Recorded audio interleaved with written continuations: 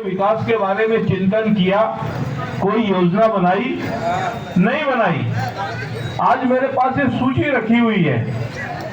अभी अभी आपके सामने हमारे जो लोकल ऑफिसर्स थे वो अनेक योजनाओं का वर्णन कर रहे थे। उनमें से कोई योजना आप बताइए टाटा के लिए है, बिरला के लिए है क्या? कोई योजना क्या किसी अमीर आदमी के लिए है क्या? योजनाएं जितनी भी हैं वो सारी की सारी योजनाएं जो हैं गरीबों के लिए हैं, महिलाओं के लिए हैं, युवाओं के रोजगारों के लिए हैं और किसान की खेती के लिए। और इन्हीं चारों के माध्यम से इस देश का विकास होगा, इस देश का कल्याण होगा। और हम भारतीय जनता पार्टी के लोग विकास की राजनीति करते हैं। हमारा जात पात की राजनीति पर ध्यान नहीं है। हम कल्याण की राजनीति करते हैं, वेलफेयर की राजनीति करते हैं।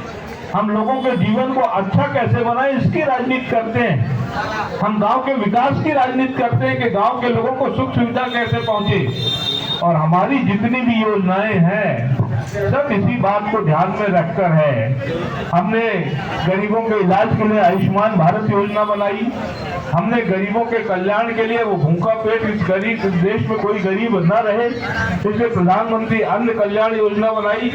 हमने आवास योजना बनाई। हमने उज्ज्वला योजना माताओं और बहनों को दिया। हमने प्रधानमंत्री विश्वकर्मा योजना बनाई। जो गांव में रहने वाले कारीगर हैं उनका जो व्यवसाय नष्ट हो गया है उसको नए सिरे से कैसे वो रिवाइव कर सकते हैं। उनको जो इकोनॉमिक फंडिंग की आवश्यकता है, इकोनॉमिक हेल्प की आवश्यकता है, ये प्रधानमंत्री विश्वकर्मा योजना के माध्यम से हम दे रहे हैं। हमने प्रधानमंत्री किसान सम्मान निधि योजना बनाई। जो मार्जिनल फार्मर्स हैं, जो स्मॉल फार्मर्स हैं, उनकी मदद करने के लिए प्रधानमंत्री किसान सम्मान निधि योजना है, किसान क्रेडिट कार्ड योजना है, प्रधानमंत्री फसल बीमा योजना है। जो माताएं बहनें, अभी मातृ वंदना योजना का वर्णन हो रहा था, प्रधानमंत्री पोषण अभियान 2 के तहत हमने माताओं को केंद्र में रखा है, जिससे कि जो इन्फेंट मोर्टेलिटी रेट है भारत का वो घटे, जो मैटरनल मोर्टेलिटी रेट है वो भी भारत का घटना चाहिए।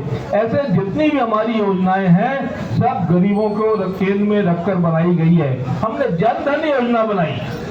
जब प्रधानमंत्री जी ने जन धन योजना शुरू किया तब लोगों ने कहा कि प्रधानमंत्री नरेंद्र मोदी जी को क्या हो गया है, बिना पैसे के बैंक अकाउंट खोल रहे हैं जीरो पर, इस बैंक अकाउंट का क्या होगा।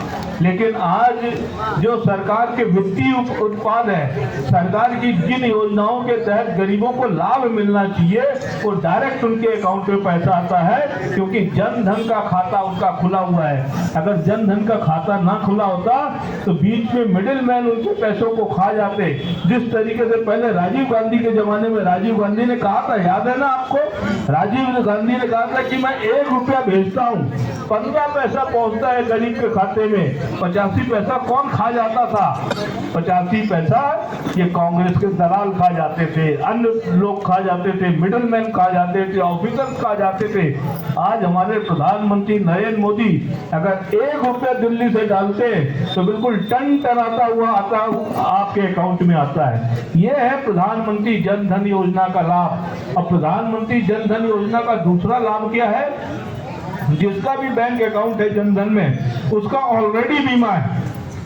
जन धन योजना के अंतर्गत जिसका भी अकाउंट है उसको बीमे का लाभ मिलता है। अगर उसके परिवार में किसी की मृत्यु हो जाती है तो उसको 2 लाख रुपए मिलता है, 2 लाख रुपए मिलता है उसकी फैमिली को। और अगर एक्सीडेंटल मृत्यु होती है तो उसको 4 लाख रुपए मिलता है। अभी ये बहुत सारे लोगों को मालूम नहीं है। तो जिस भी अकाउंट में आपका जन धन खाता खुला हुआ है आप उस मैनेजर से मिलिए, बैंक मैनेजर से, और पूछिए कि हमारे जन धन अकाउंट से पर ईयर 20 रुपए कटकर कौन से बीमा कंपनी में जाता है हमको बताओ। और उस बीमा कंपनी में जब आपके परिवार में उसकी मृत्यु होती है तो आप संपर्क करो बैंक के थ्रू, आपको ये लाभ मिलेगा। अभी मैं क्यों ये बात मैं इसलिए कह रहा हूँ कि मैं रूरल डेवलपमेंट की पार्लियामेंट्री कमेटी में हूँ। मैं पूरे देश का दौरा करता हूँ। अब पूरे देश का जब मैं दौरा करता हूँ तो मुझको ऐसे बहुत सारे केस मिले, लोगों को मालूम नहीं है कि जन धन खाते के माध्यम से हमको ये लाभ मिलेगा, तो बहुत सारे लोग इस लाभ से वंचित रह गए। इसलिए मैं आप आपको जोर देकर कहता हूं कि आपके गांव में जिसका भी जन धन का खाता है वो इस लाभ का हकदार है, और जिसका खाता नहीं है वो ये जन धन का खाता खुलवाए। लोगों के जीवन को सुरक्षित करने के लिए प्रधानमंत्री जीवन ज्योति बीमा योजना, किसानों के लिए अटल पेंशन योजना, क्योंकि ये मनुष्य का शरीर है। देखो, मनुष्य का शरीर होने के बाद एक सीमा होती है काम करने की। 60-65 साल के बाद तो गवर्नमेंट भी रिटायर कर देती है, और खेती किसानी का काम मेहनत का काम है। मेहनत का काम करते हुए हम 40 साल, 45 साल, 50 साल तक अच्छा काम कर सकते हैं। 50 साल के बाद हमारा शरीर भी जवाब दे देता है। गवर्नमेंट के कर्मचारी को तो पेंशन मिलती है, लेकिन जो फार्मिंग करता है उसको क्या कोई पेंशन का प्रोविजन है? कोई पेंशन का प्रोविजन नहीं है।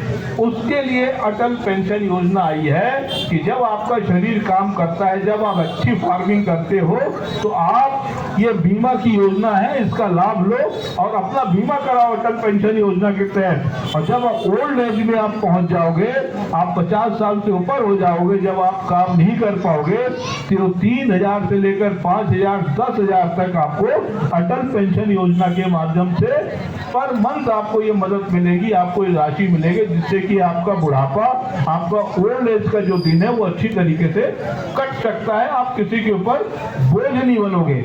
ऐसी बहुत सारी योजनाएं हैं, मैं बहुत सारी योजनाओं का वर्णन कर सकता हूँ, हमारे ऑफिसर्स ने भी वर्णन किया है। हमारे प्रधानमंत्री नरेंद्र मोदी जी ने कहा था कि हम फार्मर्स की जो इनकम है उसको डबल कर देंगे 2024 तक। अब डबल करने का रास्ता क्या है? डबल करने का रास्ता ये है कि फार्मिंग के साथ साथ हम एनिमल हस्बेंड्री को भी चुने, फार्मिंग के साथ साथ हम फिशिंग के क्षेत्र में भी जाएं, फार्मिंग के साथ साथ हम गोट फार्मिंग में भी जाएं, फार्मिंग के साथ साथ हम हॉर्टिकल्चर को भी अपनाएं, फार्मिंग के साथ साथ हम जो मेडिसिनल एग्रीकल्चर है उस पर भी ध्यान दें। यानी कि इन सब चीज़ों को जब हम अपने फार्मिंग में समावेश करेंगे, जोड़ेंगे, तो ही हमारी ये जो फार्मिंग से जो इनकम डबल होने वाली है तो ही हो पाएगी। और इसीलिए अभी हमारे एनिमल हस्बेंड्री के जो ऑफिसर थे उन्होंने बताया, पहली बार पहले जो किसान सम्मान निधि थी केवल उनको मिलती थी जो जमीन के द्वारा उत्पादन करते थे, खेती करते थे, जिनके पास लैंड होल्डिंग थी। प्रधानमंत्री नरेंद्र मोदी जी ने इसको करेक्शन किया।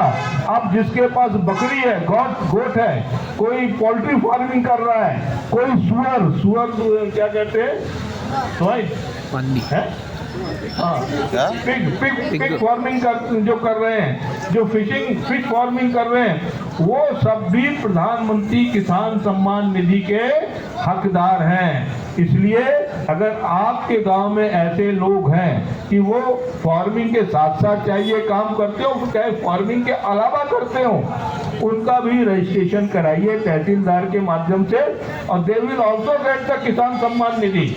और इस किसान सम्मान निधि के माध्यम से वो अपने काम को आगे बढ़ा सकते हैं। फसल बीमा योजना के साथ साथ ये जो पशु हैं इनका भी बीमा कराइए, इसका भी आपको लाभ मिलेगा। अगर कोई आपदा आ गई, कोई बीमारी फैल गई, बकरियां सब मर गई, कोई बीमारी फैल गई, सारे सुअर खत्म हो गए, मुर्गी खत्म हो गई, स्वाइन फ्लू तो कई बार ऐसा फैल चुका है जिसके कारण जो है मुर्गियां खत्म हो जाती है। ऐसी स्थिति में हमारे फार्मर को मदद होती है। तो ये जो फार्मिंग के क्षेत्र में आज रिवॉल्यूशन आया है, जो क्रांति आई है, वो प्रधानमंत्री नरेंद्र मोदी जी के माध्यम से आई है। और इसी रास्ते पर चलकर प्रधानमंत्री नरेंद्र मोदी हमारे फार्मर्स की इनकम दुगनी करने का प्रयास कर रहे हैं। हमारे प्रधानमंत्री ने कहा था कि बाय द 2023 हम सभी को पक्का मकान बनाकर दे देंगे। और मैं 2 दिन से आपके यहाँ पर हूँ, मुझे बड़ी प्रसन्नता होती है। मेरी नजरें जब कार से ढूंढती हैं कि कोई एक कच्चा मकान मिल जाए। मैं रास्ते में सुधाकर बाबू जी से कह रहा था, सुधाकर बाबू जी आप मुझको अपने यहाँ डिस्ट्रिक्ट में कोई एक कच्चा मकान दो, और अगर संभव हो तो पुराना ट्रेडिशनल मकान ओल्ड जिसमें हमारे पूर्वज रहा करते थे, जो खपरेल से ढका रहता था, जिसकी अलग तरीके का कंस्ट्रक्शन होता था, वैसा कोई मकान मुझको दिखाओ आंध्र प्रदेश में। इन्होंने कल दिखाने का वायदा किया है और अभी तक तो मुझे कोई एक भी मकान नहीं मिला है। ये जो लोगों की इनकम बढ़ी है, ये लोगों की जो परचेजिंग पावर बढ़ी है, जो इंडिया की इकोनॉमी बढ़ी है, वो प्रधानमंत्री लीडरशिप के कारण बढ़ी है, नरेंद्र मोदी जी की लीडरशिप के कारण बनी है। मैं आपको बताऊं कि आज जो वर्ल्ड इकोनॉमी है, उस वर्ल्ड इकोनॉमी में भारत का हिस्सा 16% है, 16% है, सबसे हाईएस्ट भारत का हिस्सा है। भारत की जो जीडीपी है पूरे दुनिया में सबसे ज्यादा जीडीपी है, 7.8% है। लगातार 3 सालों से 7% से एबो हमारी जीडीपी है। इसीलिए दुनिया के बड़े बड़े इकोनॉमिस्ट कह रहे हैं कि भारत इकोनॉमी के क्षेत्र में ब्राइट स्पॉट बना हुआ है और भारत से ही लोगों को आशा है कि दुनिया में जो मंदी छाई हुई है, इस मंदी को अगर कोई दूर कर सकता है तो भारत कर सकता है। इंडिया ने मोदी जी के लीडरशिप में मेक इन इंडिया को बल दिया है, तो मेक इन इंडिया के कारण किसी जमाने में ये जो मोबाइल हम सब लोग उपयोग करते हैं, केवल 2 इंडस्ट्री थी इंडिया में, 2 इंडस्ट्री, आज 400 से ज्यादा इंडस्ट्री है। लीडिंग प्रोड्यूसर बन गया है मोबाइल का हिंदुस्तान। और आज हम मोबाइल इंपोर्ट नहीं कर रहे हैं, आज हम मोबाइल एक्सपोर्ट कर रहे हैं। तो यही मोदी की गारंटी है। अब मोदी जी ने ये जो गाड़ी भेजी है, मोदी जी ने ये जो गांव-गांव कार्यक्रम किया है, आपका साथ मांगने के लिए, आपका सहयोग मांगने के लिए। मोदी जी भारत को 2047 तक दुनिया का सर्वश्रेष्ठ राष्ट्र बनाना चाहते हैं, दुनिया का सबसे पावरफुल नेशन, सबसे प्रॉस्परस नेशन, सबसे स्ट्रॉन्गेस्ट नेशन बनाना चाहते हैं। और इसीलिए इस कार्यक्रम की शुरुआत में हमने शपथ लिया। मैं बहुत तेलुगु में नहीं समझ पाया हूँ वो शपथ का आशा क्या है, लेकिन मैं जितना समझाऊं उस शपथ का आशा यही है कि हम मोदी जी को सहयोग करेंगे भारत को एक विकसित राष्ट्र बनाने के लिए, भारत को एक मजबूत राष्ट्र बनाने के लिए। तो हम लोगों ने शपथ लिया है, तो शपथ लेने का अर्थ ये नहीं है कि यहाँ से जाएं और घर में सो जाएं अपने काम करने के लिए।